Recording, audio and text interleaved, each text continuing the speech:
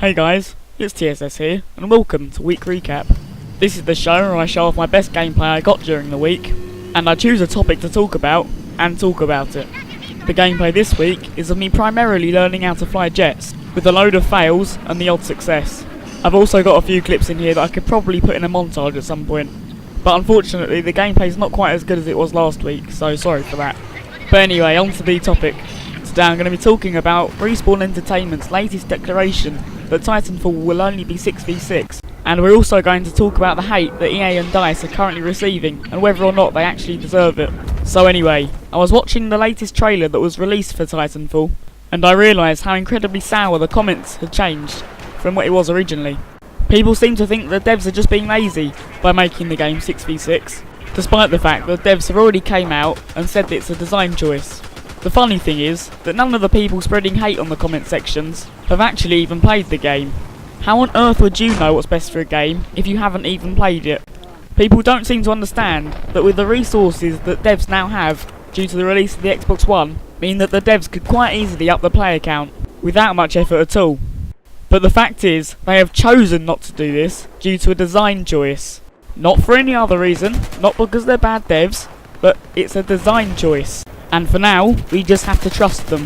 These are the devs that made Call of Duty 4, which is undoubtedly the best Call of Duty game ever made, and in my opinion, the best game ever made. We can all admit that the Call of Duties nowadays are absolutely awful, but everyone knows that COD 4 was the best. They also made Modern Warfare 2, which would have been the best game ever made, but due to a lawsuit halfway through Modern Warfare 2, the good devs at Infinity Ward left and formed Respawn Entertainment, leaving Modern Warfare 2 to go to pot, as everyone left at Infinity Ward were mindless chickens who knew how to make money but not games. So we can trust that these awesome developers know exactly what they're doing, unlike the people at the current Infinity Ward.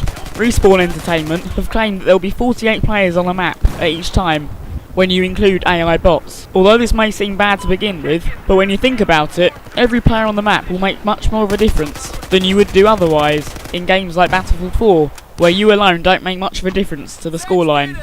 And also, bearing in mind that everyone has the ability to call in a Titan, could you imagine where a match contains 48 Titans all at once? By including these grunts, it allows the devs to control the number of Titans on the map at once. Another thing to think about is that this game is an arena shooter.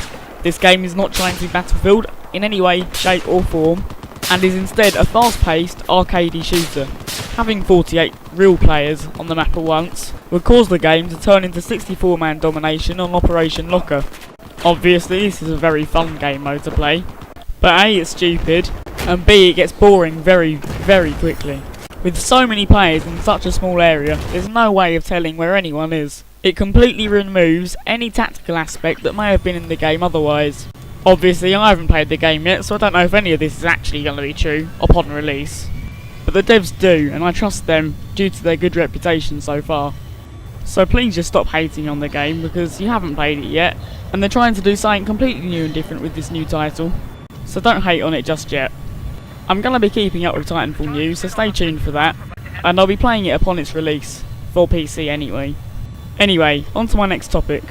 After BF4's release, the game has been getting a ton of hate mail over the forums. We can all agree that the game was undoubtedly not finished at launch, and every patch that they bring in seems to make one thing better and two things worse. Many of you out there probably can't even play the game at the minute. With all the crashes and the current spawn bug that currently exists in the game, many of you have probably given up with it and moved on to different, newer games. Another percentage of you have spread to the forums to hate about the game. And for some of you, this is quite rightly so. Anyone who spends 40 quid on a game and can't even play it has the right to complain about it. Personally, I've been really lucky with the game, and I've only crashed 3 times, and that's been due to my GPU overheating, which was caused by wrongly placed fans inside my PC case. After fixing this though, I haven't had a single crash since. The problem is, I feel a lot of us are just getting carried away with the hate, and I feel that a very, very low percentage of the people on the forums are actually struggling so much with the game that they can't even play it. And I feel the other percentage of people are hating on the game for tiny little things like slightly bad netcode. The netcode in this game is fine. It's by no means perfect, but when I shoot at someone, it registers. And I feel that too many people are whinging over the tiniest little things like this. If you do have a genuine issue with the game, tell them and provide evidence. The devs will never be able to know what you're going on about if they haven't seen it.